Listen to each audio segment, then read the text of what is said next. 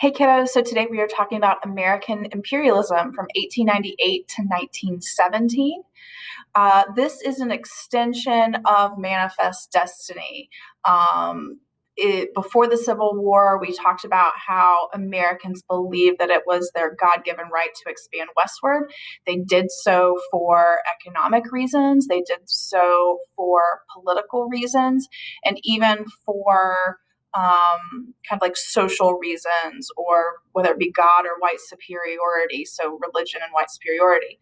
And that's what's going to be happening here in the 1890s on, except instead of it being the continental United States, we are now expanding our eyes outward on the international scale. And it really is going to be a turning point in American foreign policy. We really haven't talked a lot about foreign policy the last 100 years or so, really since we talked about some issues with Britain. With the War of 1812 and independence and all of that, but really starting from this period on, the United States is going to play a major role on the world stage, and that's a turning point in American history when looking at foreign policy. Okay. So, since the War of 1812, again, the United States kind of stayed relatively isolated. This policy of isolationism, some of that goes back to Washington's farewell address and kind of saying, stay out of the politics of it. Like, let's trade and let's do all those things, but don't get political. Don't form permanent alliances. Just kind of keep our heads down and focus on growing America and keeping us strong. Starts to kind of change. One, you have with Seward. Now, Seward has been a part of the Republican Party for a while. He was the most influential Secretary of State since probably John Quincy Adams, which that's important because John Quincy Adams was the one that wrote the Monroe Doctrine, and that was back in 1820. And I even told you, I said, this is an important document. It established that the United States is in charge of the Western Hemisphere. And then I made the comment, we're not going to talk about that for a while. Well, we're here now. During the Civil War, Napoleon III is going to occupy Mexico. Seward's going to cite the Monroe Doctrine at that point in time. And even Roosevelt in the coming presidential administrations, like Roosevelt is going to invoke it. He's going to expand upon it. So this is where the Monroe Doctrine is important, because that precedent that was set all the way back in 1820, now the United States is powerful enough, and the Industrial Revolution has a part of that, right? It's an economic superpower. And so now it kind of becomes a political issue of like, we need to kind of set the tone of strength and size and power and imperialism and conquering foreign nations and getting involved in political disputes among other countries and other world powers. That's how we're going to do that. That's how we're going to establish it. And it kind of starts with Seward and Russia over the purchase of Alaska. So Russia has pretty much occupied Alaska for probably close to 100 years. And Seward really wanted to buy it. And so he convinced Congress to purchase it for $7.2 million. It was a really good deal. If you think about the landmass, a lot of kids don't realize, obviously Russia is the largest state, like within landmass. The population is pretty low. It's also 1,000 miles north of the continental United States, so it's kind of far away.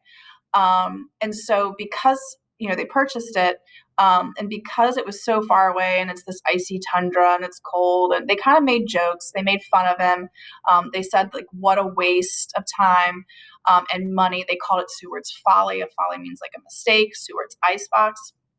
But what's important here, when you think about every time we acquire a piece of territory during this lecture, I want you to think of, well, why did they think that was important?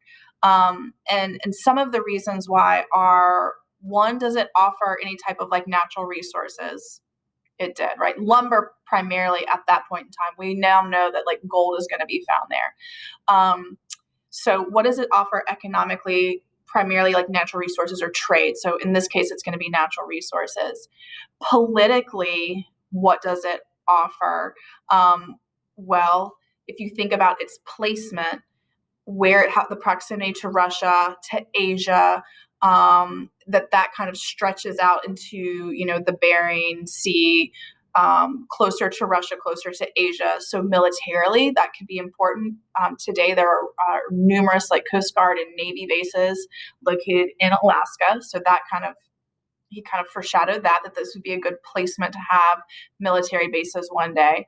And then the last thing is going to be how is it going to support kind of like the social view? Alaska is more primarily motivated for kind of like your gold and your glory, your money, like economically, and then also politically or militarily. That's where that asset is. But from here on, I want you to think about kind of like the moral argument that Americans were making in pursuing American imperialism.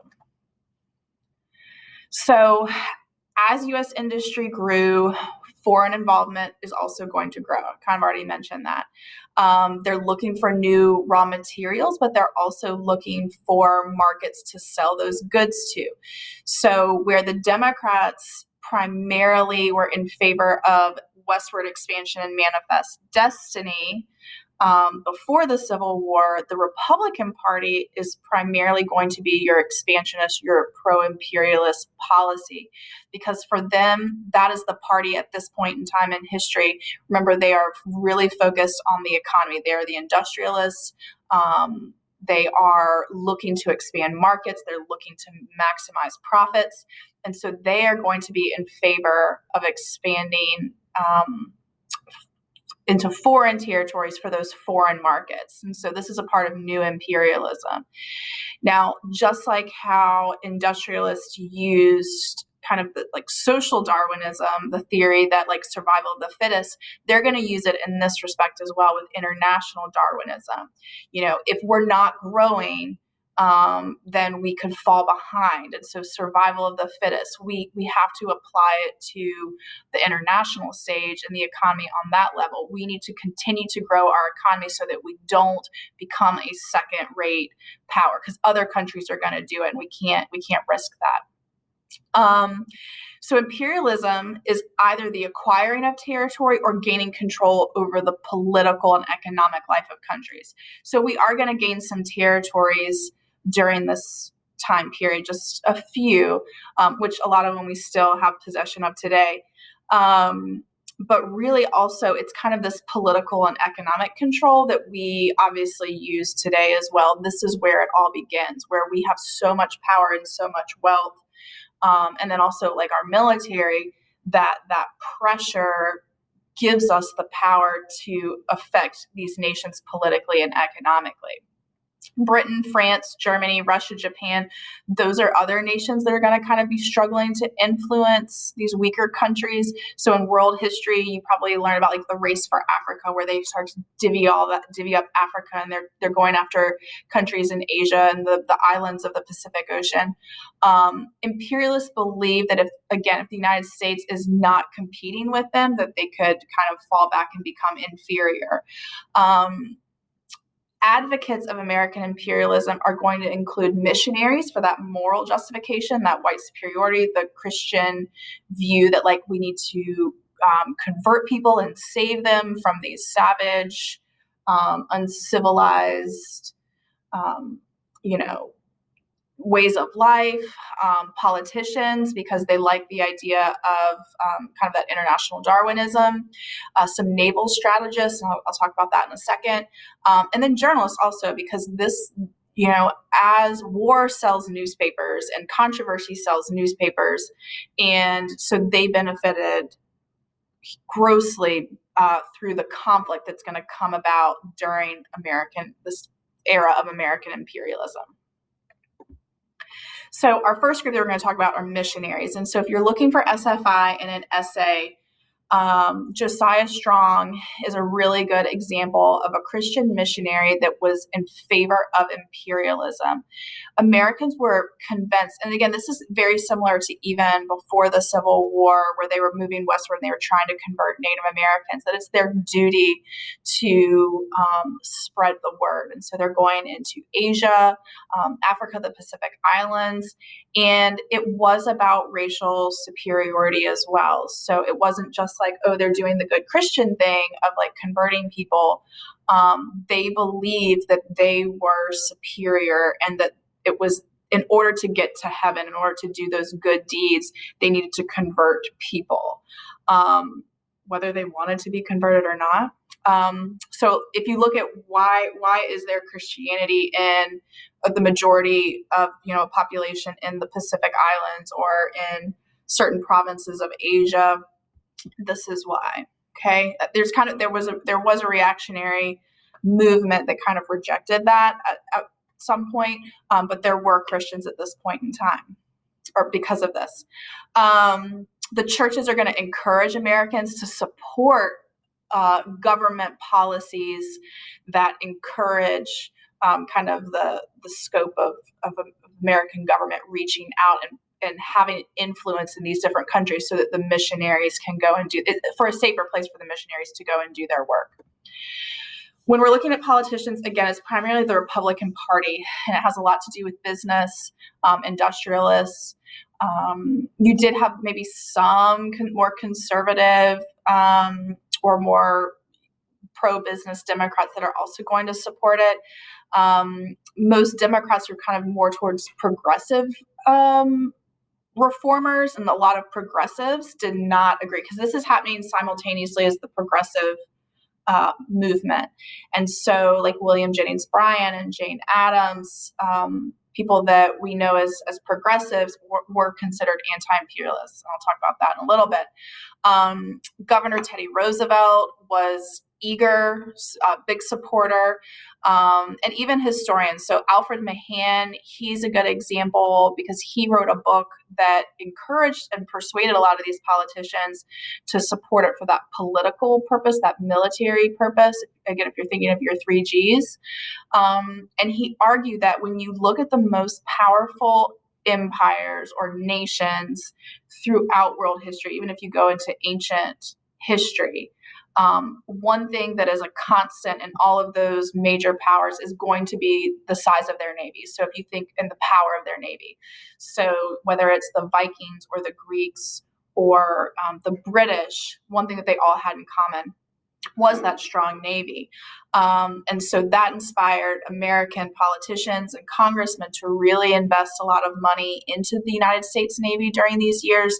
They're constructing more modern steel ships. That's coinciding with industrialization. And then also acquiring islands in order to set up bases to store those ships so that when a conflict does happen, you have the ability to move that fleet quickly and kind of show that power. So Samoa was a desired area because you also like for refueling and just like quicker ways to kind of move the ships around the world. By 1900, the United States is going to have the third largest Navy in the world. And today we have the largest Navy, probably like 10 times the size of like the next closest one. Even today, when you think about kind of like bang for buck and like where we spend money with our military, and military, but after Social Security, that is where the majority of our tax dollars go for the federal government. And like aircraft carriers and like that's kind of like your most prized ship. We like to build aircraft carriers so that the planes can leave and do airstrikes and things like that. But the Navy is extremely important today in what we consider, or people that have this political view, in kind of keeping tabs on everyone and mischief in the Middle East or in other parts of the world. Our Navy is there to kind of for reinforcement. We can move them quick. Journalists are also going to be in support of imperialism because it sells newspapers and it makes them more money. This is the era of, newspapers have always shown bias from the very beginning. Originally, like you had, like it was just like very outward and blunt. Like this is a Federalist newspaper, this is a Whig newspaper, this is a Republican newspaper. It would be kind of in the name. But then what newspapers realized is like, well, as we got more divisive, like during kind of that Gilded Age, they're like, oh, well, maybe we should take Whig out, or maybe, we should come up with something a little bit that can sell to more people. So it's not just like a 50-50 thing. We want to sell as many as possible. But they always still kind of have that underlying bias. Even today, we know that like, there's the New York Times and the Washington Post or the Wall Street Journal. There can be people that want to work for those newspapers probably have their own political ideologies that kind of show, some more than others. And so when you're looking at newspapers of this time, they used sensationalism in order to, so really drastic, almost like exaggerating those headlines in order to sell more newspapers. And so again, when you are, wars are, people want to read about it. It's just like what we're kind of addicted like to our phones and news and information. Back then it was on the newspapers. That's the only way that you knew what was kind of going on in the world. And so people were really interested in it. It made a lot of business. So in Latin America, the United States had taken a couple different isolated times some interest in Latin America in regards to like Europe kind of getting involved.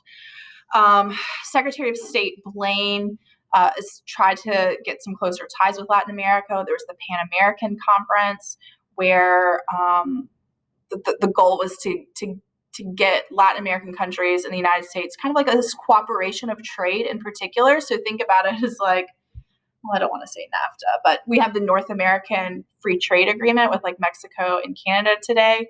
But the goal was economic purposes and to reduce tariffs. It failed, but it was kind of this foundation of that we're going to try to work together. There'll be a couple different conferences. We'll work with the ABC powers. So at the time it was Argentina, Brazil, and Chile, where we kind of like work together for common interests. And most of it has to do with the economy. But more importantly, we talk about the Spanish-American War. We have talked about Cuba for a long time. Remember, Southern Democrats had their eye on Cuba in order to grow a number of slave states. So there was the Austin Manifesto, for example, and then it kind of went away, obviously, after the Civil War and when the South was kind of, morally and politically crushed for a while during Reconstruction. However, by the 1890s, a lot of Americans had invested in Cuban sugar. Americans had gone down and bought plantations, and even though it was owned by Spain, there were also a series of Cuban revolts that existed, or were happening at this time, where they were trying to revolt against Spain. And what that did is it created a lot of uncertainty for those American investors. And so that's going to play a role in why we got involved. So the top cause of why we got involved in Cuba is going to be the revolt itself. So nationalists had been trying to overthrow Spanish rule. Jose Marti was a leader, and some other Cuban exiles that really started this last movement. And again, U.S. businesses had invested a lot of money in Cuba, and we were worried that this instability was going to be affecting the markets. At the same time, Spain sends over a new general to kind of like gain control over the island, and his name is General Weyler. And he was called the Butcher. He basically put the Cubans in kind of like concentration camps where they died of starvation and disease. And it was to try and put down this rebellion. So that is good news for the American papers, and they can make a lot of money off of that. And so they did. And so what that did is it strummed up a lot of interest and a lot of passion for people in the United States where they were interested in it. So that sensationalism, bold headlines. You also had two competing papers, like who can come up with the craziest headline. Sometimes they were just straight up false accounts. of the atrocities that were taking place in Cuba, because they were competing. It was all about money. Even like if you think about today with like MSNBC and Fox News, like their headlines are designed to keep people tuning into 24-hour news. And they're telling you what you want to hear so that you keep coming back, so that the advertisers keep paying, top prices for the advertising. So that part is very similar today. So make sure that you're aware of that. But the 24-hour news cycle, I think, has had a negative effect on like our divisiveness. So these guys are making up stories, Pulitzer and Hearst.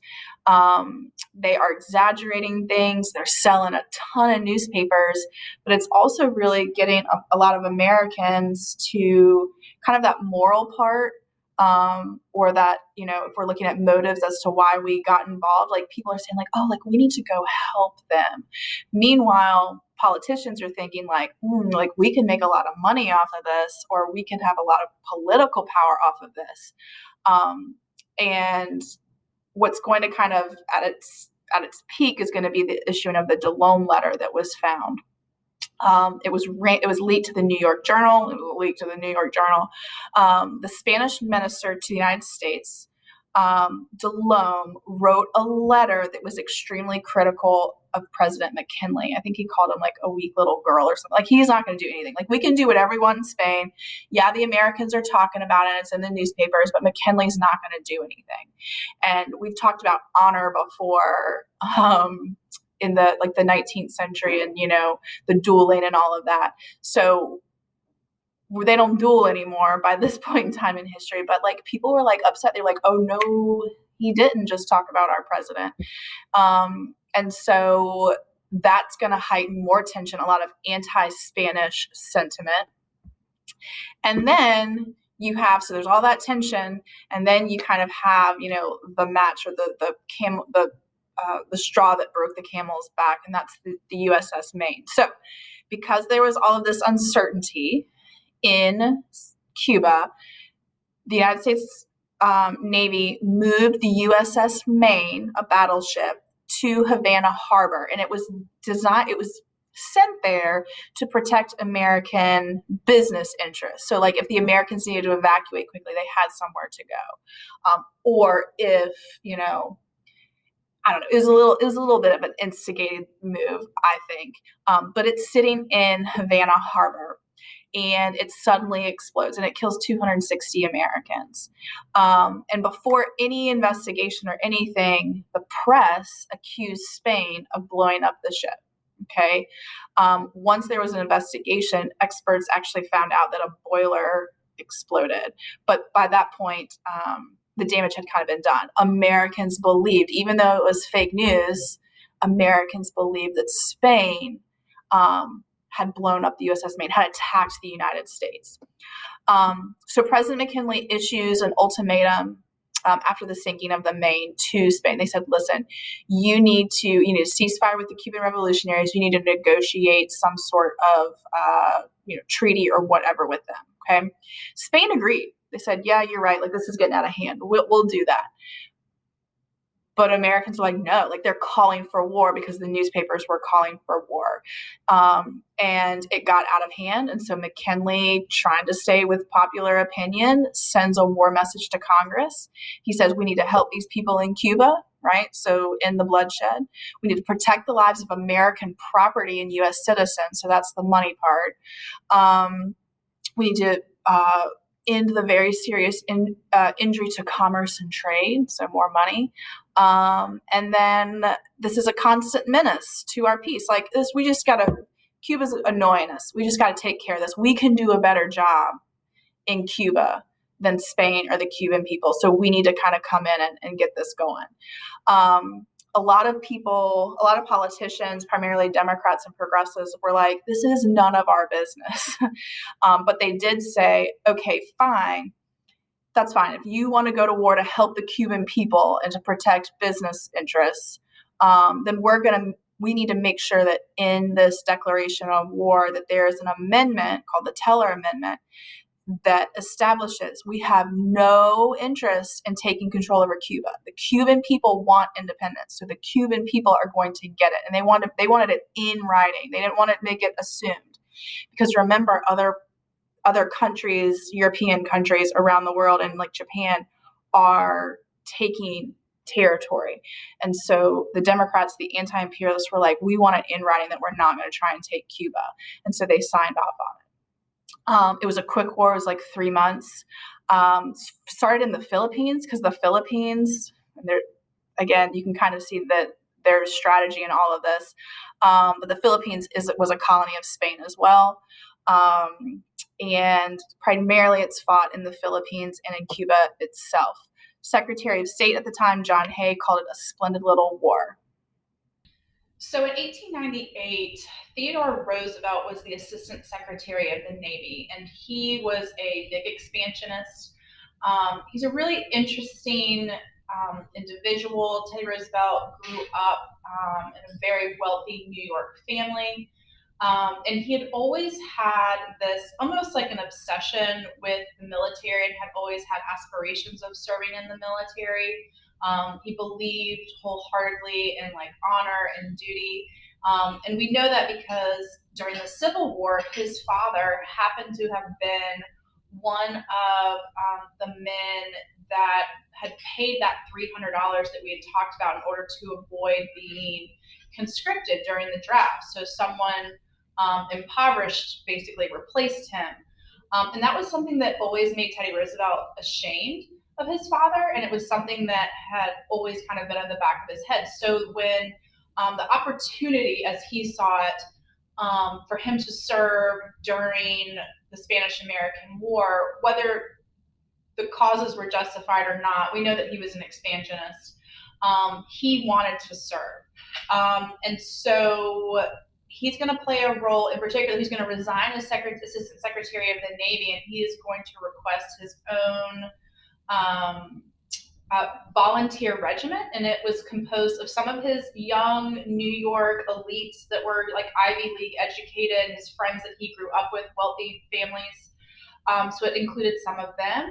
But in addition to that, Teddy Roosevelt had also spent time out west. He went to college, got married, and his wife, he had a daughter, and his wife had died when his daughter was a few months old. His wife and his mother actually died of the same disease on the same day, and it traumatized him. And so he went out west and was a cowboy and just kind of like got away from it. That's also one of the reasons that he was so heavily involved in the conservation movement. So after he came back and started taking care of his daughter, got married, had more children, but that's how he was able to kind of come up with this group called the Rough Riders, who were the most famous group of this short little war. Their cavalry charge up San Juan Hill was kind of glorified, in the newspapers. Little boys looked up to Teddy Roosevelt because it had this mix of Americans, these New York wealthy elite, cowboys, African Americans, and they were all together in this group, and they had some success. Again, the war was really short. Spain's Navy was no match for the United States Navy. And so in August, they started to negotiate terms for peace. So the Treaty of Peace, or the Treaty of Peace, was signed in Paris. Sometimes just it's the Treaty of Paris, the Peace Treaty of Paris. You might see it a couple different ways. Three main things. One, it recognized Cuba as an independent nation per the Teller Amendment. The other two things, though, is no one said anything about Puerto Rico, Guam, and the Philippines. Now, the Philippines were also fighting their own independence struggle.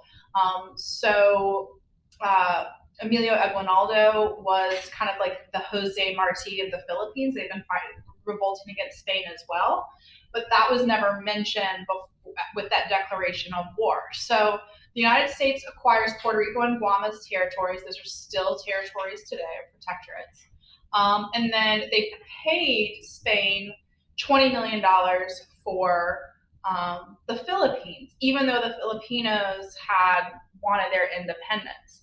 The anti-imperialists were extremely upset. Why are we taking over these groups of areas that, different race and culture? Does it violate the principles of the Declaration of Independence? They have a right to be independent if they want to be. But it was approved. The Filipinos were outraged. Emilio Aguinaldo is going to lead guerrilla fighters against the United States for the next 3 years. The United States is going to lose more men, spend more money than they did to actually purchase it.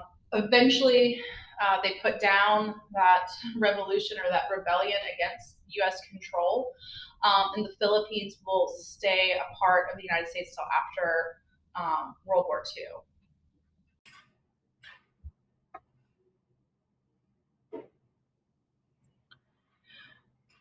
So, in opposition of the Spanish-American War, the Treaty of Paris, just the general imperialism of the time period, I don't like that. So, a group of Americans who had been pretty vocal or concerned about American imperialism are now outright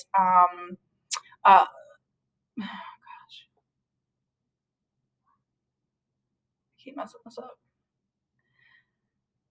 So that group of anti-imperialists that were upset or concerned about America dabbling in imperialism is now a formal group. The Anti-Imperialist League is led by William Jennings Bryan. So that's review from the populist era. He was the Democratic candidate in 1896. He challenged McKinley with this really progressive view. And so he's leader of this Anti-Imperialist League, in addition to other progressive reformers of that era. And one of the big questions was, does the Constitution apply to the territories under our control? So do the people of Puerto Rico, does the 14th Amendment apply to them? Bryan and other anti-imperialists believe that it should and that it should be protected. Imperialists said, no, they're separate. You could really see kind of that view that the people that they had taken over were inferior. The Supreme Court is going to rule that constitutional rights were not automatically extended to territorial expansion, and that the power to decide that belongs to Congress. So that'll play a role in how these people are treated and viewed by the Constitution. Now, today we know that our protectorates, they have the constitutional amendments, all those things are guaranteed to them. Cuba gained its independence in 1898. However, troops are going to remain until 1901 and kind of have a general, and we basically helped kind of instill that government as well. Withdrawal of the troops was a condition upon Cuba accepting an amendment to an appropriations bill, and that is the Platt Amendment in 1901. We would remove our troops if Cuba agreed to the following things. They were not allowed to sign a treaty with any foreign power that impaired its independence. Okay? So they couldn't go back to Spain or to France or to Russia maybe one day that it would threaten it. Because the idea was we're letting you go. The United States is letting you go to be independent, but that doesn't mean that you can go become a protectorate or a territory of some other world power. Number two is that they had to permit the United States to intervene in any type of affair, preserving its independence and maintain law and order. So the United States is big brother here. They can come in when they want to and establish martial law or maybe overthrow a leader. Who knows exactly what that means? And then the last thing is to allow the United States to maintain a naval base in Cuba, which is called Guantanamo Bay, which we still have today, even though our history with Cuba is going to remain rocky. And this amendment is one of the reasons that there was a communist revolution in Cuba. A lot of it had to do because there's a lot of anti-American sentiment in Cuba because of kind of some of these oppressive, not necessarily oppressive, but just us sticking our nose in their business, and a lot of nationalists didn't believe that it should. So they're going to be angry about that. Eventually, it will allow for them to kind of like turn towards communism after World War II. And just recently, we've been allowed to, like the embargo has been retracted, and Americans have been able to like travel to Cuba, and so conditions are starting to improve after a very tumultuous relationship in the 20th century. So in 1900, Republicans nominate McKinley, but this time they want a war hero, Teddy Roosevelt, as VP. He's young, he's energetic, he's kind of like a little celebrity, if you will. A lot of people like him. The Democrats are going to stick with William Jennings Bryan, bimetallism, free silver, anti-imperialists, kind of more progressive thinking. Americans, though, are confident with this gold standard. The economy was doing well. They've got new territories. They like the strength of it. And so by a large margin, McKinley is going to win. The war also affected the way that Americans and Europeans viewed U.S. power. So Southerners, for the first time in decades, are going to start to kind of have some pride, some within like the United States, kind of that's a generational thing. Europe is going to recognize the U.S. as a world power with a strong navy, and then also the fact that they're playing a more active role in international affairs. So if we go back a little bit, because the Hawaii situation was happening a little bit before the war. In the mid-1800s, 75% of Hawaii's wealth is coming from American-owned sugar companies. So very similar to that of what's kind of going on in Cuba. Americans own sugarcane plantations in Hawaii and are profiting from that. By 1900, Americans and immigrant workers are outnumbering Native Hawaiians 3-1. Their monarch, Queen Liliuokalani, resented that increasing power of white planters. So they own a lot of the land. And during her father's reign, they had been basically persuaded, because their economy was doing well and because the monarchy was benefiting from that. And so they were persuaded by American planters to give them voting control, allow them to vote. And so they had a ton of political power, and it was added to their constitution. When her father dies and she comes to power, she abolishes the Constitution because she's a nationalist. She didn't like that part, one of the things that her father did.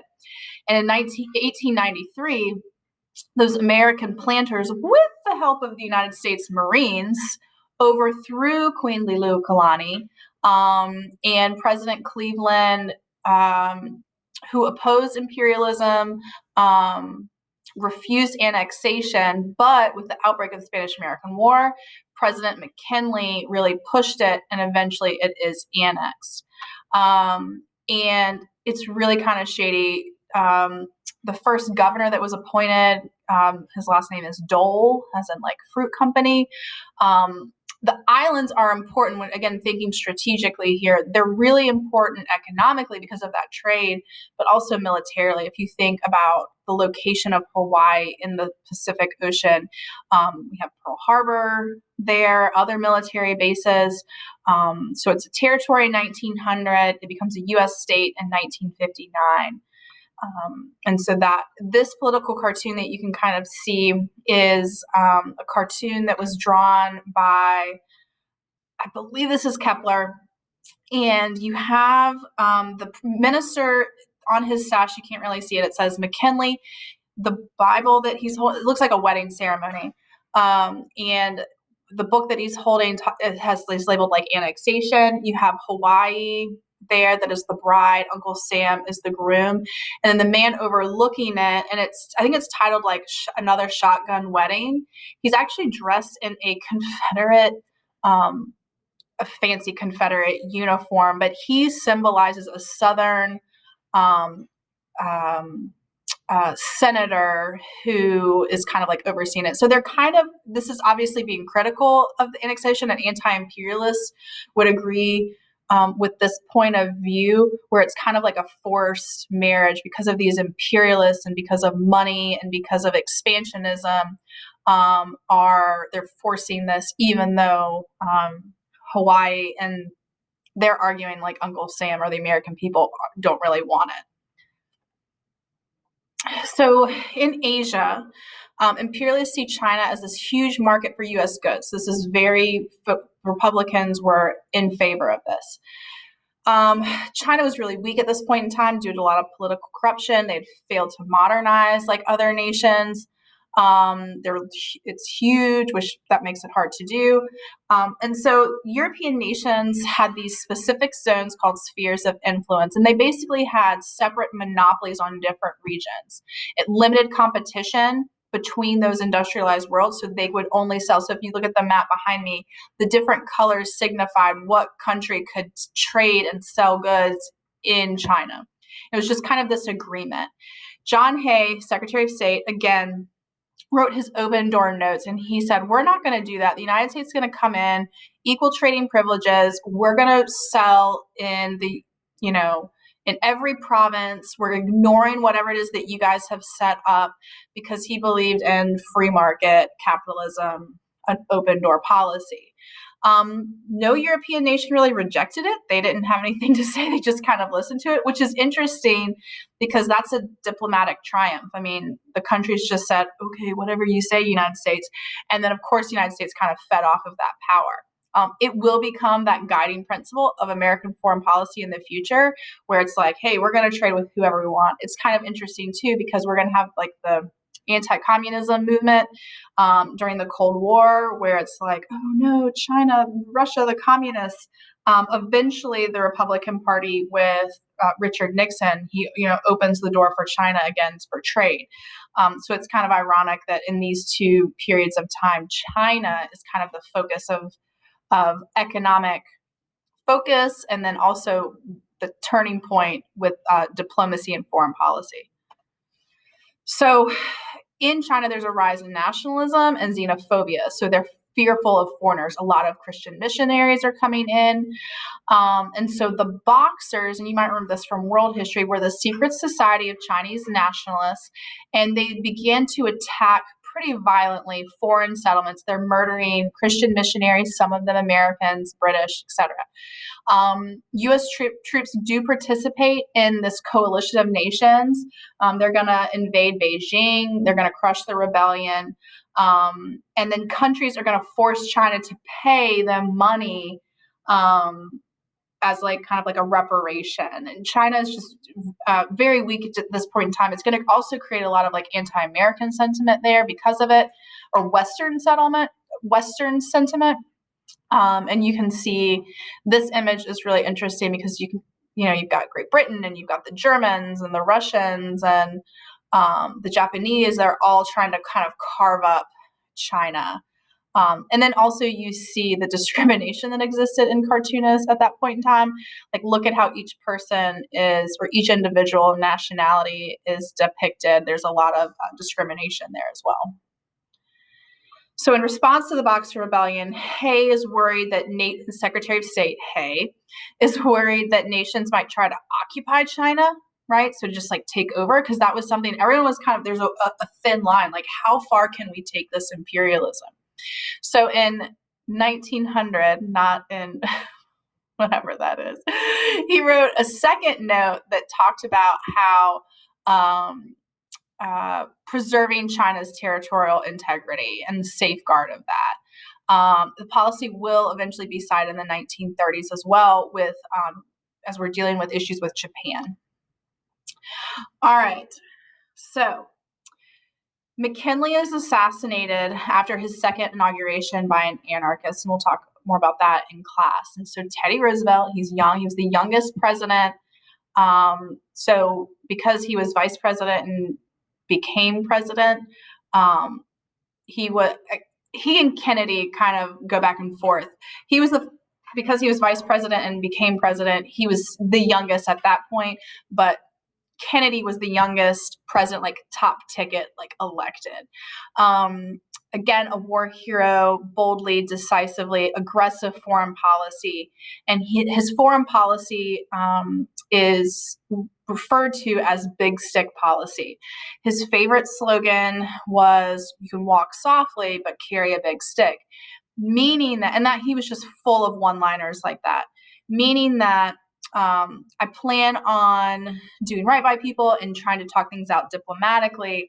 However, I need to have a big arsenal, the kind of like the force as a form of intimidation. So everyone knows like that I mean business. His big stick is going to be military. So you could see it as military diplomacy, or gunboat diplomacy. Sometimes it was referred to that. And so he was adamant. And again, he was Assistant Secretary of the Navy. So he believed in investing in a large Navy. The United States empire at this point is massive, right? So it goes from the Caribbean through the Pacific Ocean. And one of the things that he wanted a lot was a canal that cut through Central America. He wanted to be able to connect the Atlantic and the Pacific Ocean so that he can efficiently move this new large navy. If something happens in the Pacific, he wanted to be able to move the Atlantic fleet and vice versa. And so his goal was to create a canal, and he really wanted to do that in the region of Panama. Now, Panama at that point in time belonged to Colombia. And so he went to the Colombians and he said, "Hey, listen, I want to pay to build a canal. Think about how it'll improve your economy and the trade. Because we're going to build it, we'll obviously control it, and that zone will belong to us. But, think about the jobs it'll create, and, your country will benefit from this." And the Colombians basically turned him down.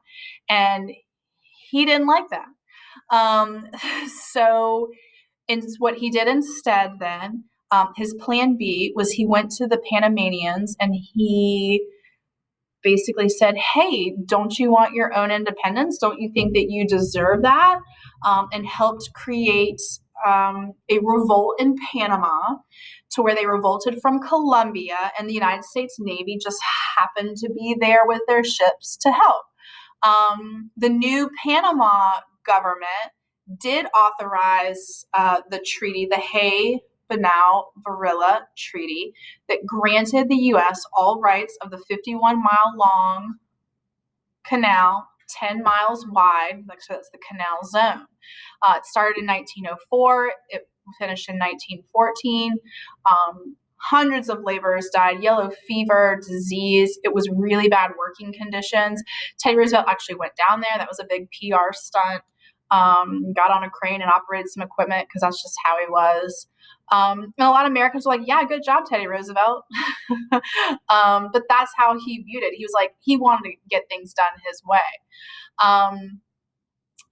A lot of people that were saying, this is what, like, you can't act that way. Like, this is not, that's like something that a tyrant would do. Latin American nations were upset with the United States for that. In 1921, Congress is going to pay Colombia $25 million for its loss.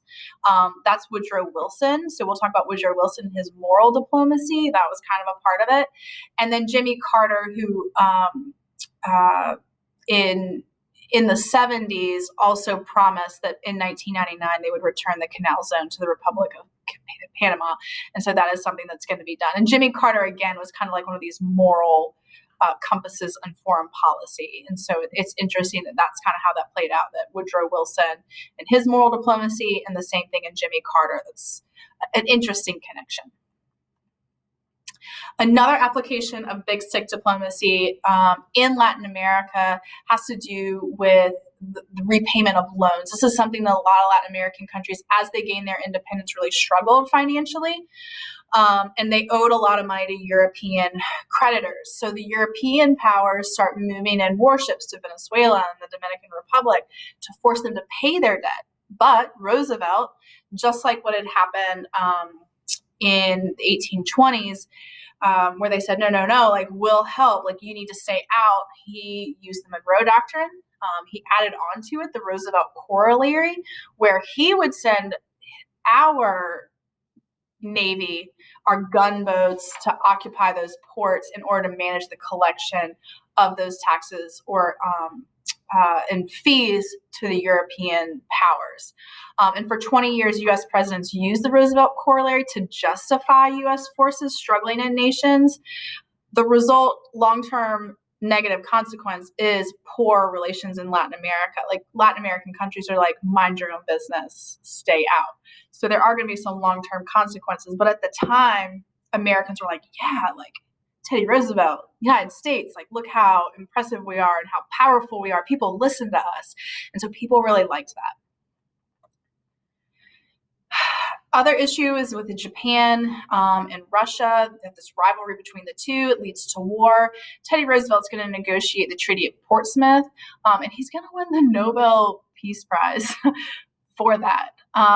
In addition to that, he's going to negotiate the Gentleman's Agreement with Japan over the issue of how Japanese people were discriminated against in California, much like how the Chinese were. The Japanese kind of see themselves as superior to the Chinese, and that should kind of make sense as to why they believe that. If you think about like with World War II and their views of they saw themselves as a superior race, and so California basically had segregation, just like in the South between like white and black children. California is between like Asian children and of Asian descent and white children. And the Japanese didn't want to be lumped in with Chinese immigrants.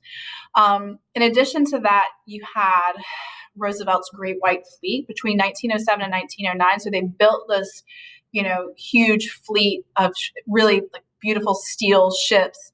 They were called the Great White Fleet. And to demonstrate U.S. naval power, not only to Japan, but other countries, Roosevelt sent that fleet on this like tour, this cruise around the world.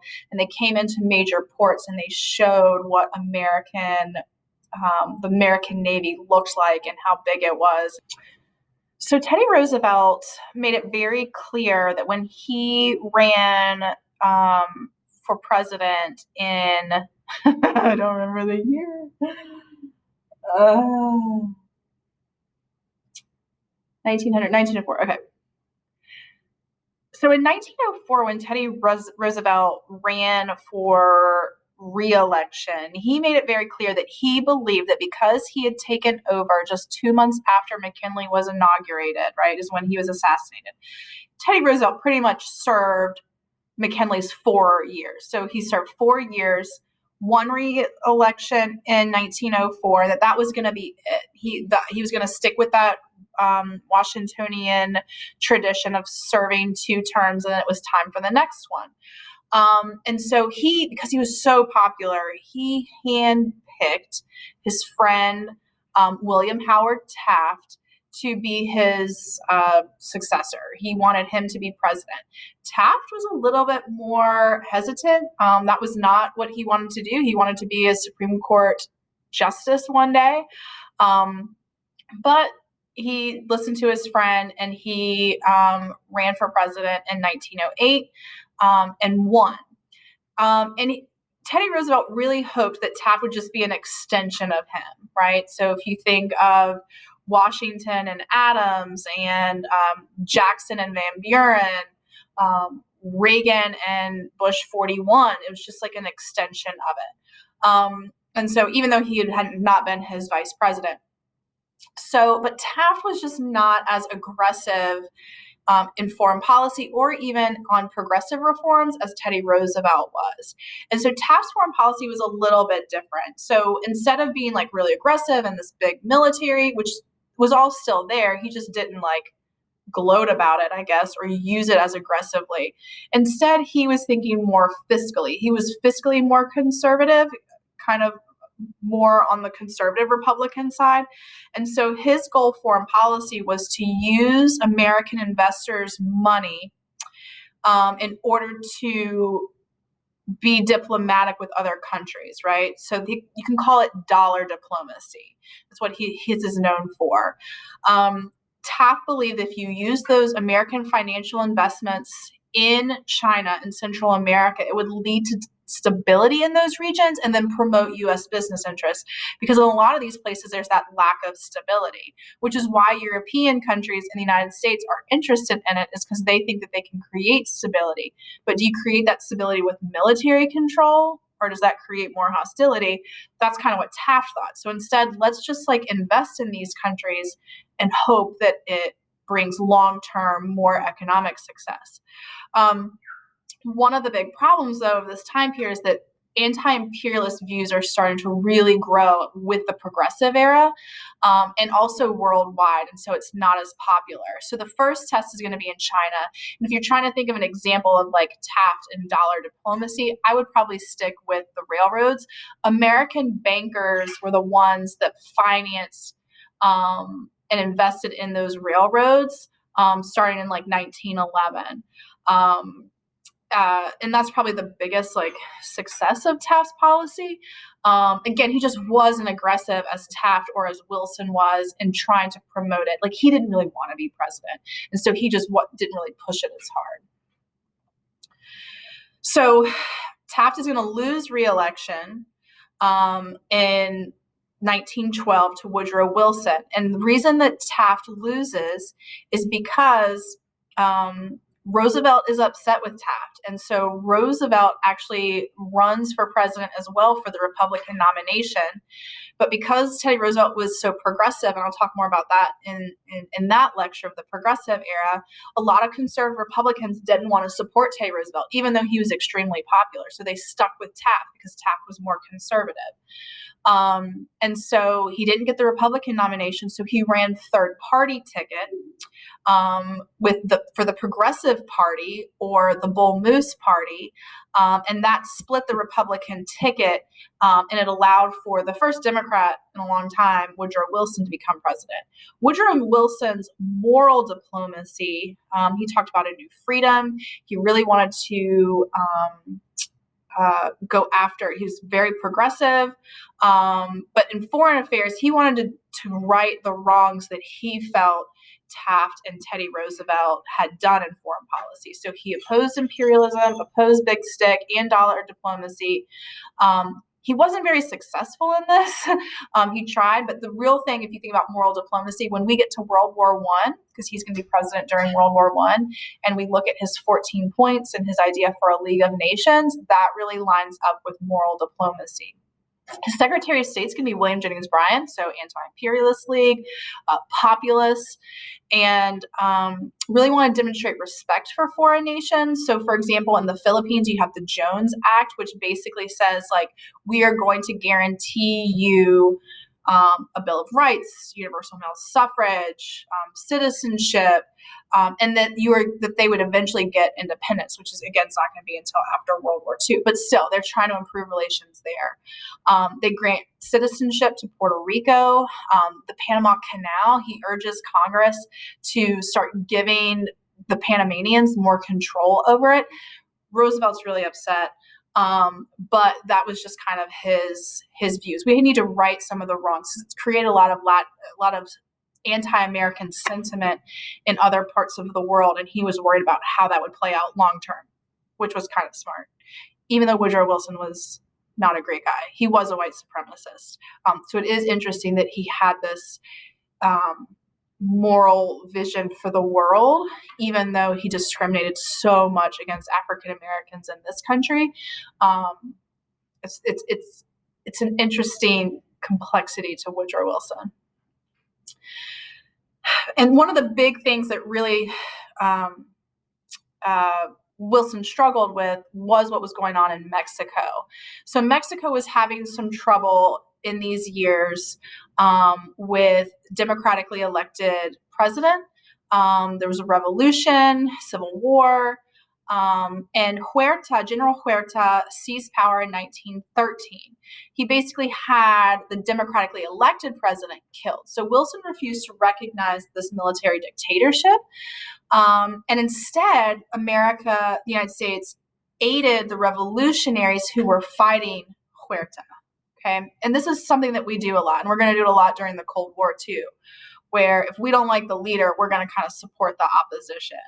So we call in an arms embargo. We sent fleets in. Some U.S. sailors were arrested and were eventually released. He's kind of occupied by all of that. Eventually, Huerta is going to fall from power in 1914, and is going to be replaced by a regime that we like. Okay, the Carranza. We support him. However, Pancho Villa, who is really the one that like created most of the trouble for us, Pancho Villa, band of rebels, they do not like Carranza. And so they are going to, and they don't like the United States.